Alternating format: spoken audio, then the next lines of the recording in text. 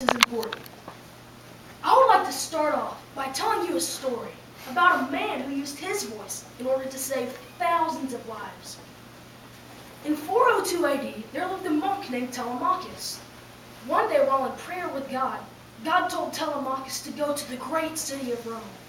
But after debating with God for some time, Telemachus reluctantly went to the pagan city. Once there, Telemachus got swept away by a crowd and then pulled into the Roman Colosseum. But not knowing what was going on, Telemachus took his seat, while the gladiators said to the emperor, "We who are about to die salute you." Then, as the first gladiator fell, Telemachus arose from his seat and screamed, "In the name of Christ, stop!" But no one could hear him. So he ran into the gladiators' arena and he yelled again, "In the name of Christ, stop!" Then a gladiator stabbed Telemachus, and with his last dying breath, the monk said, "In the name of Christ, stop." Then, one by one, people left the Colosseum, and the ancient games of war were no more. The voice is a very powerful tool. It brings life to the words from your heart. It can be used to lead others, to lift people up, and to encourage. It can also be used to tear people down, to bring harm, and to discourage others. But sometimes the most destructive action is when you don't use your voice at all. It's when you're silent. Ladies and gentlemen, my voice is very important because I am one of the few young people who's not afraid to speak up and to express their views. If I don't make my voice heard, then who will? I want you to listen to this poem written by Martin Niemöller, a German pastor during the time of Hitler's occupation of Nazi Germany. "First, they came for the Jews, but I didn't speak up because I wasn't a Jew.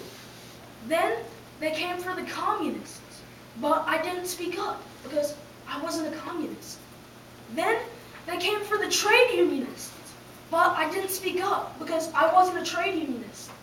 Then, they came for me, and there was no one left to speak up on my behalf."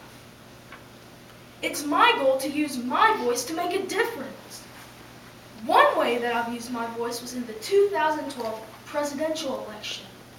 My personal favorite candidate was Republican Senator Rick Santorum, because he was the only candidate who had the guts to admit that many of America's problems lie with the breakdown of the family. So, one night after watching a debate, I then signed myself up to be a part of the senator's grassroots campaign. One Saturday, I had my mom and my dad drive me down to Etowah Park, where I then stood off the highway with my dad and my brother, and we held our signs and waved to people that passed us. On that day, we got a lot of honks, a lot of smiles, thumbs up, waves, and also a few hand gestures that I am not allowed to show you. You know, one of my favorite Bible verses is 1 Timothy 4:12. It states, "Don't let anyone look down on you because you are young, but set an example for the believers." Folks, all across this great nation today, the rights of Christians are being attacked, and family values are disappearing quickly. In the future, I intend to go to law school, get my degree, and to use my voice to represent Christians, their rights, and family values in the court of law. In closing, I would like to leave you with this question. How are you using your voice? Are you using it to lead others, to lift them up, and to encourage? Are you using it to tear down, to bring harm, and to discourage?